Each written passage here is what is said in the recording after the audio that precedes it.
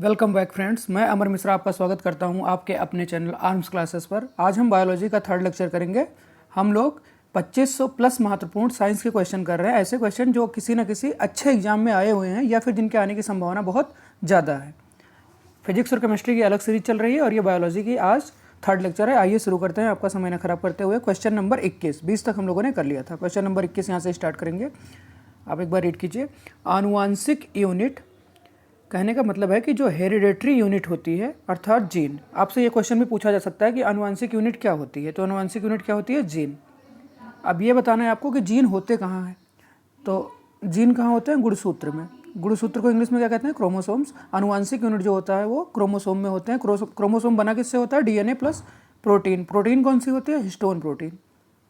Gene DNA plus histone protein से बनते हैं। डिस्कवरी किसने की थी? पुरकिंजे ने। ठीक, डिस्कवरी इसकी की थी पुरकिंजे ने। होता कैसा है? ये थ्रेड लाइक स्ट्रक्चर होता है, जैसे धागा नहीं होता है वैसे ही ये थ्रेड लाइक स्ट्रक्चर होता है। और इसकी खोज तो पुरकिंजे ने की थी, लेकिन नाम इसका पुरकिंजे ने नहीं दिया था, नाम इसका वेल्डेयार ने दिया था। ठीक, आप याद रखेंगे कि डिस्कवरी की थी पुरकिंजे ने और नाम दिया था वेल्डेयार ने। अब हम ह्यूमन बींग्स के बारे में आपको बता दें कि ह्यूमन बींग्स में 23 पेयर्स होते हैं। देखिए, क्रोमोसोम कभी भी सिंगल नहीं होता है, हमेशा ये पेयर्स में होता है। ठीक, जोड़ों में होता है, हमेशा ये जोड़े में होता है। तो ह्यूमन बींग के अंदर कितने होते हैं क्रोमोसोम? 46। मतलब पेयर कितने हो गए? 23। 23 पेयर में दो टाइप के होते हैं, एक तो होता है आटोसोम और दूसरा होता है एलोसोम्स। आटोसोम और एलोसोम। आटोसोम में होते हैं 22 पेयर्स और एलोसोम में होते हैं 1 पेयर। तो जो आटोसोम्स होता है, इससे क्या होता है कि हम डिसाइड नहीं कर सकते कि कौन सा लड़का है और कौन सी लड़की है, लेकिन जो हमारे जेनेटिक डिजीजेज होती हैं वो आटोसोम में ही होती हैं। एलोसोम क्या होता है? एलोसोम से ये मतलब सेक्स का निर्धारण होता है कि कौन सा सेक्स होगा, मेल या फीमेल। अब मेल में क्या होता है? XY, और फीमेल में क्या होता है? XX, गुणसूत्र। तो अगर मान लीजिए आपके पास 44 प्लस XX हैं तो आप क्या होंगी? फीमेल होंगी। और अगर 44 प्लस XY है तो वो होने वाला संतान मेल होगा। ठीक है, आगे बढ़ते हैं। यहाँ पर क्वेश्चन नंबर 21 का सही आंसर क्या हो जाएगा? गुणसूत्र में। गुणसूत्र मतलब क्रोमोसोम में। जीन कहाँ होता है? क्रोमोसोम में। ठीक, अगला क्वेश्चन, क्वेश्चन नंबर 22। डीएनए की द्विसूत्री संरचना का पता लगाया था। मैंने आपको पिछले ही वीडियो में बताया था कि डीएनए का जो डबल हेलिकल मॉडल है, डीएनए का कैसा मॉडल? Double helical model. इसको द्विसूत्री संरचना भी कहते हैं। इसकी खोज किसने की थी? वाटसन और क्रिक ने। मैं आपको एक बार यहाँ पे बना के दिखाता हूँ कि डबल हेलिकल मॉडल होता कैसे है। ये आप ऐसे समझिए कि एक कुंडली होती है, ये आप ये समझते चलिए। ये एक कुंडली हो गई, इसको ये ऐसे ऐड कर देते हैं तो ये होगा डबल हेलिकल मॉडल। ठीक, इसमें क्या होते हैं? Adenine thiamine double bond hydrogen bond से जुड़े होते हैं, जिनके बीच में डबल बॉन्ड होता है, और cytosine guanine triple hydrogen bond से जुड़े होते हैं। मतलब आप इसको ऐसे कर सकते हैं, ए डबल बॉन्ड टी, मतलब एडेनिन थायामीन ये डबल बॉन्ड से जुड़े होंगे और साइटोसिन और गुआनिन ट्रिपल बॉन्ड से जुड़े होंगे। इनके बीच में बॉन्ड कौन सा होता है? Hydrogen bond. Adenine thiamine cytosine और गुआनिन। समझ गए आप लोग? और ये जो ईच टर्न है, मतलब ये मैंने आपको ये टर्न नहीं दिखाया है हेलिकल मॉडल वाली, इस टर्न के बीच की लेंथ होती है 34 एंगस्ट्रॉम। कितनी? 34 एंगस्ट्रॉम। ये भी क्वेश्चन आया है पीसीएस में, झारखंड पीसीएस में आया था कि जो डबल हेलिकल मॉडल के बीच के टर्न के बीच में कितनी डिस्टेंस होती है, तो कितना होता है वो? 34 एंगस्ट्रॉम। कितना होगा? 34 एंगस्ट्रॉम। आगे बढ़ते हैं क्वेश्चन नंबर 23 पे। तो 22 का सही आंसर क्या है? वाटसन और क्रिक। वाटसन और क्रिक ने ये बताया था कि डीएनए का डबल हेलिकल मॉडल होता है, जबकि आरएनए में क्या होता है? आरएनए में सिंगल हेलिकल मॉडल होता है। ठीक, आरएनए में ये देखिए सिंगल हेलिकल मॉडल होता है। ऐसा क्यों है? क्योंकि डीएनए क्या होती है? डीऑक्सीराइबो। इसमें क्या होता है? ऑक्सीजन को हम हटा देते हैं। जैसे आप पेंटोज शुगर बनाएंगे, ये मैं केमिस्ट्री में आपको अच्छे से पढ़ाऊंगा। जब आप पेंटोज शुगर बनाएंगे, शुगर क्या होता है बेटा? कार्बोहाइड्रेट। तो जब पेंटोज शुगर बनाएंगे तो उसमें ऑक्सीजन जो कार्बन 3 पे जुड़ा रहता है वो हट के जाके CHO बॉन्ड बनाता है और फिर OH बॉन्ड बनाते हैं, डीऑक्सी हो जाती है। इसलिए क्या होता है? डबल हेलिकल होता है। अगला क्वेश्चन देखते हैं, क्वेश्चन नंबर 24 23 22 हो चुका है वाटसन और क्रिक। क्वेश्चन नंबर 23 पे, सबसे पहले डीएनए को अलग किसने किया था? सबसे पहले डीएनए को अलग करने का श्रेय जाता है फ्रेडरिक हाफमिस्टर को। डीएनए को सबसे पहले अलग किसने किया? फ्रेडरिक हाफमिस्टर ने। तो ऑप्शन कौन सा सही है? आपका ऑप्शन ए करेक्ट है। अभी मैंने आपको बताया था क्वेश्चन नंबर 24 देखिए कि डीएनए के जो दो स्ट्रैंड होते हैं वो किससे जुड़े होते हैं? हाइड्रोजन बॉन्ड के द्वारा। मैंने आपको बताया कि एडेनिन और थायमिन क्या होता है? डबल बॉन्ड से जुड़ा रहता है, और साइटोसिन और गुआनिन ट्रिपल बॉन्ड से जुड़ा रहता है। तो क्वेश्चन नंबर 24 में यही पूछा गया है कि डीएनए के दो स्ट्रैंड बंधे होते हैं किसके द्वारा? डीएनए के 2 स्ट्रैंड किससे बंधे होते हैं? हाइड्रोजन बॉन्ड के द्वारा। क्वेश्चन नंबर 24 आंसर सही होगा ऑप्शन ए। फ्रेडरिक मिसर के बारे में आपको बता दूं कि फ्रेडरिक मिसर ने सबसे पहले डीएनए को अलग तो किया ही था, साथ में इन्होंने आरएनए मॉडल दिया था। अभी मैंने आपको बताया था ना कि आरएनए मॉडल क्या होता है? सिंगल हेलिकल होता है, डबल हेलिकल डीएनए होता है। तो आरएनए मॉडल किसने दिया था? अगर ये क्वेश्चन आता है तो आप लगाएंगे फ्रेडरिक हाफ मिसर। ओके, और डीएनए की खोज सबसे पहले किसने की थी, मतलब डीएनए को अलग किसने किया था? तो ये भी फ्रेडरिक हाफ मिसर ने किया था। कब किया था इन्होंने ऐसा? 1869 में। कैसे इन्होंने किया था मैं आपको चलिए इसकी कहानी बता देता हूँ कि फ्रेडरिक हाफ मिसर क्या है, ये स्विट्जरलैंड के फिजिशियन थे, ठीक है, स्विस फिजिशियन थे। तो 1869 में इन्होंने सोचा कि हम देखते हैं कि इवोल्यूशन ऑफ लाइफ हुआ कैसे।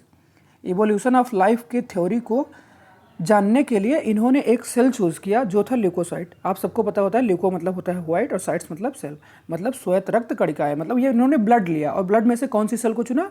व्हाइट ब्लड सेल्स को, इन्होंने ल्यूकोसाइट्स को चुना और उस पर इन्होंने स्टडी स्टार्ट की। अब जब ये ल्यूकोसाइट्स को पढ़ रहे थे तो उसमें इन्होंने सबसे पहले उसमें न्यूक्लियस में ये गए। न्यूक्लियस में आपको पता है राइबोसोम्स उसके बगल में ही होते हैं और राइबोसोम से फिर इनको डीएनए मिला। लेकिन फिर जब ये प्रोटीन को ही पढ़ रहे थे तभी इनको बीच में थ्रेड लाइक स्ट्रक्चर दिखे और जब इन्होंने प्रोटीन और उसका स्टडी की तो इनको पता चला कि ये प्रोटीन तो है नहीं, तो ये क्या है? तो ये कुछ नया था, क्योंकि उस टाइम किसी को पता नहीं था कि सेल्स के अंदर डीएनए भी होते हैं, मतलब न्यूक्लियस के अंदर डीएनए भी होते हैं, ये किसी को पता नहीं था, पहले आदमी यही थे। तो इन्होंने इसका नाम रख दिया न्यूक्लियन, क्योंकि न्यूक्लियस के अंदर था इसलिए इन्होंने इसका नाम क्या रख दिया? न्यूक्लियन। क्या था? ये प्रोटीन से अलग था। तो कहने का मतलब है क्या हुआ, ये एक्सीडेंटली इन्होंने डीएनए की खोज कर दी, क्योंकि डीएनए की खोज ये करने गए नहीं थे, ये तो लाइफ ऑफ इवोल्यूशन पढ़ रहे थे। फिर बाद में इसी पे जब रिसर्च हुआ तो वाटसन और क्रिक सर आए, उन्होंने इसका डबल हेलिकल मॉडल दिया। और बाद में आप और देखेंगे जो इंडियन वर्जन के एक साइंटिस्ट थे जिनका नाम है हरगोविंद खुराना, उनको बाद में डीएनए की खोज के लिए नोबेल प्राइज़ भी मिला 1968 में। तो अभी आगे हम देखते हैं। तो सबसे पहले डीएनए को अलग किसने किया था? फ्रेडरिक हाफ मिसर ने।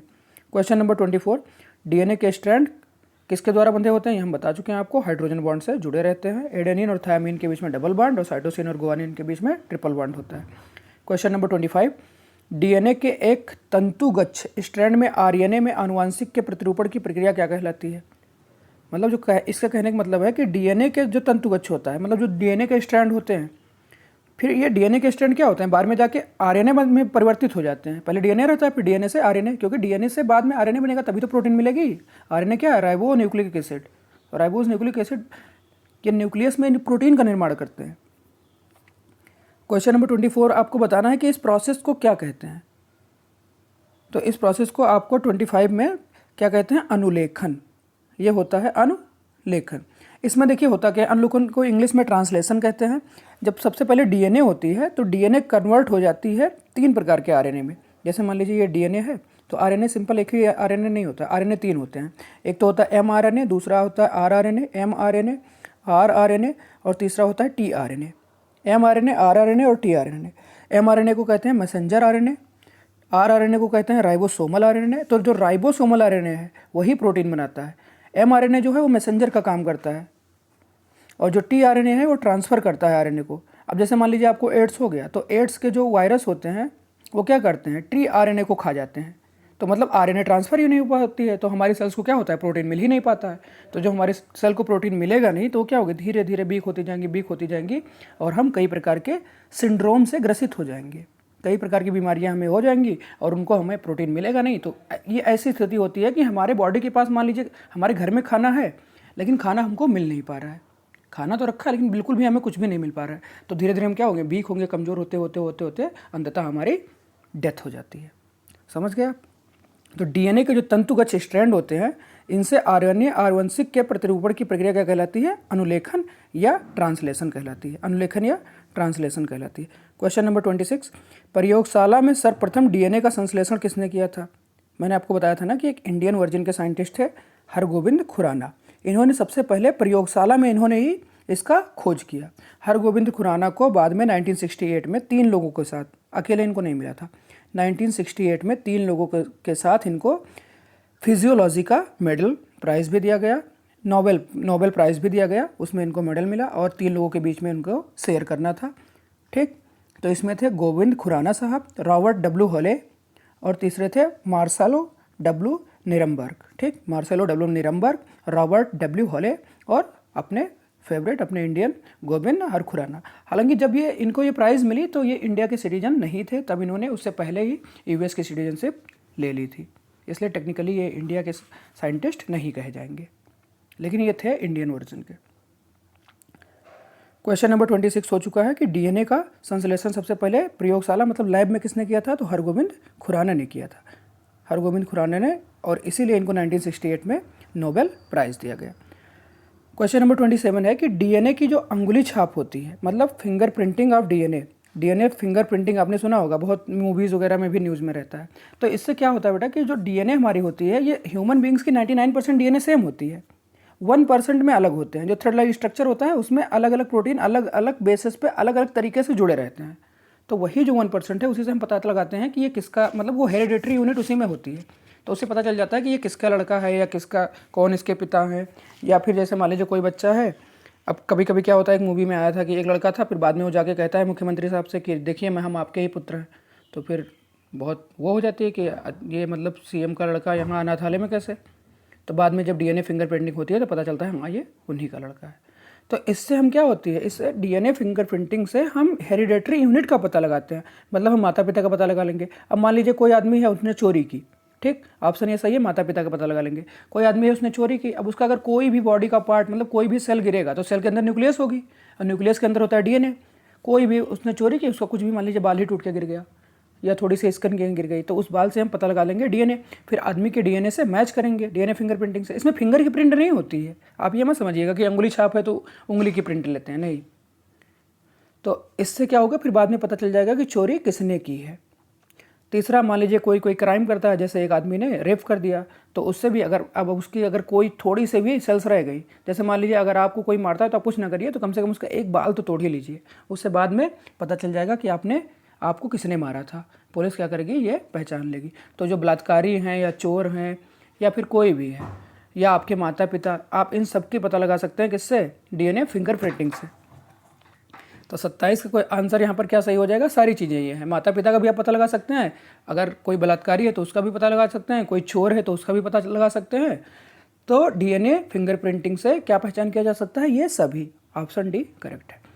क्वेश्चन नंबर 27 का ऑप्शन डी सही है। क्वेश्चन नंबर 28 पे आते हैं कि जीव कोशिकाओं में आनुवंशिक लक्षणों के नियंत्रण में निम्नलिखित में से कौन सा उत्तरदायी है।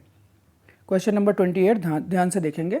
जीव कोशिकाएं जो हैं, जीव कोशिकाएं मतलब सेल, ठीक, जो कोई भी जीव है उसकी सेल, आनुवंशिक लक्षण, अभी मैंने आपको बताया था हेरिडेटरी यूनिट जो होती है, के नियंत्रण में निम्नलिखित से कौन सा उत्तरदायी है। तो आप ये पहले समझने की कोशिश कीजिए कि आनुवंशिक लक्षण क्रोमोसोम कहाँ होते हैं, डीएनए से होते हैं ना। डीएनए में जीन होता है, जीन किस पे होता है, क्रोमोसोम में होता है।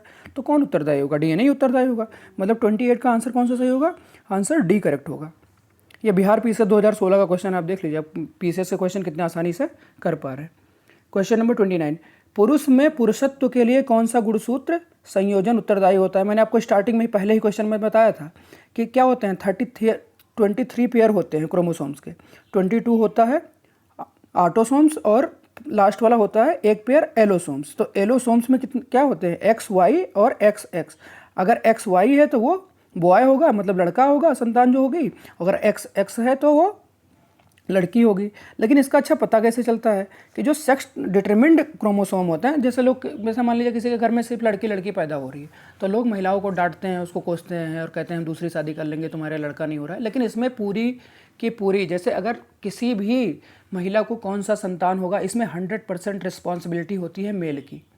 क्योंकि जो फीमेल के जो अंडाणु होते हैं, फीमेल का जो अंडाणु होता है, मतलब जो उनके जेनेटिक मटेरियल होती है, उसमें संतान को डिफाइन करने की शक्ति ही नहीं होती है। जो मेल स्पर्म होता है वही डिसाइड करता है कि कौन सा संतान होगा। अगर मतलब मेल के लास्ट में होते हैं एक्स वाई, फीमेल में तो सब एक्स एक्स ही होता है। तो अगर मेल का एक्स जाके 23 वाला एक्स जाके फीमेल से जुड़ेगा तो लड़की हो जाएगी, अगर मेल का वाई जाके फीमेल से जुड़ेगा तो लड़का हो जाएगा। मतलब 100% रिस्पॉन्सिबिलिटी होती है मेल की। अगर कोई मान लीजिए पेयर है, कोई मैरिड कपल है या कोई भी लड़का लड़की है, तो उसमें उस लड़की को लड़का होगा या लड़की होगी, उसमें उसकी रिस्पॉन्सिबिलिटी 0 है। ये पूरी रिस्पॉन्सिबिलिटी उसके हस्बैंड के ऊपर है कि अगर उसके हस्बैंड का एक्स क्रोमोसोम जाके लड़की के अंडाणु से मिलेगा तो वो क्या हो जाएगा, लड़की होगी, और अगर उसके हस्बैंड का वाई क्रोमोसोम जाके मिलेगा तो उसको होने वाली संतान लड़का होगा। ठीक है, और लोग अनजाने में महिलाओं को दोष देते हैं। अच्छा, कई बार क्या होता है कि संतान लड़का लड़की ना होकर ट्रांसजेंडर हो जाता है, ट्रांसजेंडर हो जाता है। आपने ट्रेन में देखा होगा, सब ताली बजाते हैं, करते हैं। वो क्यों होता है? मैं आपको बताऊं कि 46 जो क्रोमोसोम होते हैं वो बढ़ के 47 हो जाते हैं। कैसे हो जाते हैं? 46 तो होता है, जैसे 44 प्लस XY उनको होगा, 44 होगा प्लस XY रहेगा, तो ऐसे तो लड़का होना चाहिए। 44 प्लस XY में क्या होगा? लड़का होगा। लेकिन फिर इसके बाद इनमें एक X क्रोमोसोम और आके जुड़ जाता है। तो अब देखिए, 44 तो ऑटोसोम्स थे, मतलब ऑटोसोम्स थे, और एलोसोम्स का XY आया, उसके बाद में एलोसोम्स का एक X और आके जुड़ गया। तो अब आप बताइए, XY भी है, X भी है, तो क्या ये लड़का होगा कि लड़की होगी? ना ये लड़का होगा और ना ये लड़की होगी, तो ये मतलब थर्ड जेंडर या फिर ट्रांसजेंडर बन जाएगा। इसको हम बायोलॉजी में कहते हैं क्लेनफिल्टर सिंड्रोम। ठीक, क्लेनफिल्टर सिंड्रोम भी कहते हैं। इसमें एक एक्स्ट्रा क्रोमोसोम जुड़ जाता है। तो आपसे क्वेश्चन पूछा जाता है, जो क्लेनफिल्टर सिंड्रोम है इसमें क्या होता है? तो इसमें एक एक्स्ट्रा क्रोमोसोम आके जुड़ जाता है। समझ गए आप लोग? क्वेश्चन नंबर एक बार फिर से पढ़ेंगे कि क्वेश्चन नंबर 29 था क्या, कि पुरुष में पुरुषत्व के लिए कौन सा गुणसूत्र? तो पुरुष, अगर पुरुषत्व आएगा तो XY। ठीक, 29 का आंसर यहाँ पे करेक्ट है D, XY। अगर आएगा महिला के लिए तो XX। लेकिन ये जरूरी होता है किससे? ये होता किससे है? पुरुष से ही होता है। ये मैंने आपको अच्छे से समझा दिया है। आइए क्वेश्चन नंबर 30 देखते हैं कि मनुष्य में कौन से क्रोमोसोम के लिए मिलने से बालक का जन्म होगा? फिर से वही है, अभी मैंने 29 में आपको अच्छे से एक्सप्लेन किया है कि बालक का जन्म कब होगा? जब पुरुष का Y स्त्री के X के साथ संयोजन करे। पुरुष का Y मतलब हमेशा जो संतान होगी, संतान का लिंग निर्धारण हमेशा मेल स्पर्म से ही होगा। तो जब पुरुष का Y जाके फीमेल के X से मिलेगा तो पुरुष का जन्म होगा, मतलब जन्म होने वाला जो संतान होगी वो बालक होगी। तो 30 का आंसर C सही है। शरीर में लगी चोट की मरम्मत के लिए किस प्रकार के सेल विभाजन का प्रयोग किया जाता है? अब देखिए, सेल डिवीज़न कई तरीके की होती हैं। सेल डिवीज़न में मेटोसिस होता है, मायोसिस होता है। ठीक, तो जो शरीर में चोट लगने पे होती है वो समसूत्रण होती है, मेटोसिस होती है, मायोसिस नहीं। समसूत्रण में क्या होता है? जैसे इसमें 2 सेल हैं, ये 2 सेल है, मान लीजिए एक पेरेंट सेल है, तो 2 सेल है, तो इनसे 2 सेल से फिर 2 ही सेल बनेंगी, ये होता है मेटोसिस। समसूत्रण होता है, जितने थे उतने ही बनेंगे, इससे धीरे धीरे होती है। अगर मायोसिस होता है तो 2 ना होती, जल्दी जल्दी 2 का 4 होती, 4 का 8 होती है, गुणोत्तर से नहीं बढ़ता। लेकिन इसमें मेटोसिस होता है, इसको क्या कहते हैं? केवल समसूत्रण। तो शरीर में लगी चोट के लिए, जब हमारी चोट लगती है, हमारी स्किन फट गई, तो वहाँ पे नई स्किन उगती है, किससे? समसूत्रण से, मेटोसिस से। क्वेश्चन नंबर 32, ऑप्शन इसका कौन सा सही है? 31 का ए हो जाएगा, केवल समसूत्रण। क्वेश्चन नंबर 32 पे आता है कि गुणसूत्रों की आकृति विज्ञान की अच्छी तरह से अध्ययन किससे किया जा सकता है? मतलब अगर मान लीजिए गुणसूत्रण है, तो गुणसूत्रण की जब हम अध्ययन करेंगे गुणसूत्रों की, क्रोमोसोम्स की, तो उसको कहाँ कर सकते हैं? तो उसको मध्यावस्था में हम अच्छे से कर सकते हैं। मध्यावस्था में क्या होगा? क्योंकि प्रारंभिक अवस्था में तो उतना क्लियर ही नहीं रहता है, मध्यावस्था में वो चेंज हो जाता है, फिर उसको हम आराम से स्टडी कर सकते हैं। तो 32 का आंसर यहाँ पे C सही हो जाएगा, मध्य अवस्था में। क्वेश्चन नंबर 33, विषाणु में निम्नलिखित में से कौन सी एक विशेषता नहीं होती है? विषाणु में कौन सी विशेषता नहीं होती है, आपको ये बताना है। क्वेश्चन नंबर 33 का, DNA या RNA की मौजूदगी। DNA या RNA की मौजूदगी किसी में होती है, किसी में नहीं होती है, तो मतलब ये ऑप्शन गलत है। दूसरा क्या है कि परपोषी कोशिका के भीतर प्रजनन, ये भी होता है। परपोषी कोशिका के भीतर अगर प्रजनन ना हो तो विषाणु क्या होते हैं? हमारे ऊपर आके रहते हैं, फिर वो डेवलप होते रहते हैं। पहले हमारे मान लीजिए कोरोना था, एक कोरोना का विषाणु आया, फिर वो बढ़ते बढ़ते बढ़ते बढ़ते 100-200 हो जाता है। स्वभाव में पूरी तरह परजीवी होता है, स्वभाव में पूरी तरह से परजीवी होते हैं विषाणु। ऑप्शन डी क्या है? कोशिका भित्ति की मौजूदगी, यही गलत है। जो विषाणु होते हैं उसमें कोशिका भित्ति नहीं होती है। ठीक, उसमें कोशिका भित्ति क्या होता है? नहीं होती है। विषाणुओं में कोशिका भित्ति नहीं होती है, मतलब 33 का डी करेक्ट है। क्वेश्चन नंबर 34 बताना है आपको कि विषाणुओं में होता है, विषाणु में आप क्या होता है ये बताना है कि DNA होता है या RNA होता है या DNA और RNA दोनों होता है। तो क्वेश्चन नंबर 34 का जो सही आंसर है वो हो जाएगा, विषाणु दोनों तरीके के होते हैं। RNA बेस्ड भी विषाणु होते हैं और DNA बेस्ड भी विषाणु होते हैं। कुछ विषाणु ऐसे होते हैं जो प्लांट्स को नुकसान पहुंचाते हैं, कुछ वायरस ऐसे होते हैं, कुछ वायरस ऐसे होते हैं जो ह्यूमन बींग्स को नुकसान पहुंचाते हैं। तो विषाणु में RNA भी हो सकता है, DNA भी हो सकता है, लेकिन दोनों एक साथ नहीं होते, या तो RNA होगा या फिर DNA। तो 34 का ऑप्शन क्या सही हो जाएगा? 34 का डी। विषाणु में या तो RNA होता है या तो DNA होते हैं। ये भी देखिए आप बिहार PCS का क्वेश्चन कितने अच्छे से कर पा रहे हैं। क्वेश्चन नंबर 35, पौधों को संक्रमित करने वाले अधिकांश विषाणु में क्या होता है? अभी मैंने आपको बताया था ना कि जो विषाणु होते हैं, मतलब जो वायरस होते हैं, ये ह्यूमन बीइंग को तो नुकसान पहुंचाते ही पहुंचाते हैं, एनिमल्स को तो नुकसान पहुंचाते हैं, साथ में ये प्लांट को भी नुकसान पहुंचाते हैं, और दोनों अलग अलग होते हैं। तो पौधों को जो संक्रमित करने वाले अधिकांश विषाणु होते हैं, क्वेश्चन नंबर 34 हो गया है। 34 का सही आंसर है ऑप्शन डी। क्वेश्चन नंबर 35 पे आगे बढ़ते हैं कि पौधों को संक्रमित करने वाले अधिकांश विषाणु में क्या होता है। तो जो पौधों को संक्रमित करते हैं उन विषाणुओं में क्या होता है, दोहरे तंतुगुच्छ वाला डीएनए या आरएनए होता है। ठीक, डीएनए और आरएनए आप कह सकते हैं कि जो पौधों को संक्रमित करते हैं, मतलब इसमें केवल क्या होता है, केवल दोहरे तंतुगुच्छ वाला आरएनए होता है। हाँ सॉरी, आरएनए होता है। मैंने आपको स्टार्टिंग में भी 34 में बताया था कि आरएनए क्या करते हैं, ये पौधों वालों को नुकसान पहुंचाते हैं, जिसमें डीएनए वाले होते हैं वो हम लोग को एनिमल्स को नुकसान पहुंचाते हैं, सिर्फ ह्यूमन बीइंग को नहीं, पूरे एनिमल्स को ही नुकसान पहुंचाते हैं। तो 35 का सही आंसर क्या हो जाएगा, ऑप्शन डी। 35 का करेक्ट आंसर है ऑप्शन डी, केवल दोहरे तंतुगुच्छ वाला आरएनए। तंतुगुच्छ क्या होता है, ये स्ट्रैंड होते हैं। मैंने आपको बताया था स्टार्टिंग में हेलिकल मॉडल में, स्ट्रैंड में क्या होता है, ATCG। आरएनए में टी नहीं होता, यूरेसिल बेस होता है, उसमें थायमिन की जगह यूरेसिल होता है, AUCG होता है। क्वेश्चन नंबर 36 देखते हैं, निम्नलिखित कथनों में से कौन सा सही है। 36 आपको बताना है कि निम्नलिखित कथनों में से कौन सा सही है। विषाणु संक्रमित कर सकते हैं केवल जीवाणु को, केवल कवक को, या पादपों को। तो मैंने आपको अभी बताया है कि विषाणु क्या कर सकते हैं, एनिमल्स को तो कर ही सकते हैं, साथ में प्लांट्स को भी कर सकते हैं, और ये फंगस को भी कर सकते हैं, फंगस में भी विषाणु लगते हैं। तो विषाणु सबको संक्रमित कर सकते हैं, ये किसी के नहीं होते, जहाँ रहेंगे उन्हीं को खाएंगे। तो 36 का आंसर क्या है, 36 का आंसर डी है, ये सबको संक्रमित कर सकते हैं, जीवाणुओं को भी कर सकते हैं, मतलब खुद विषाणु को भी कर सकता है संक्रमित, कवक को तो कर ही सकता है और पादप को भी कर सकता है। निम्नलिखित में से सर्वप्रथम किस वायरस की खोज हुई थी। आपको ये बताना है कि निम्नलिखित में से सबसे पहले कौन सा वायरस खोजा गया था। क्वेश्चन नंबर 37 का आंसर क्या सही है, सी, TMB। सबसे पहले TMB वायरस की खोज हुई थी।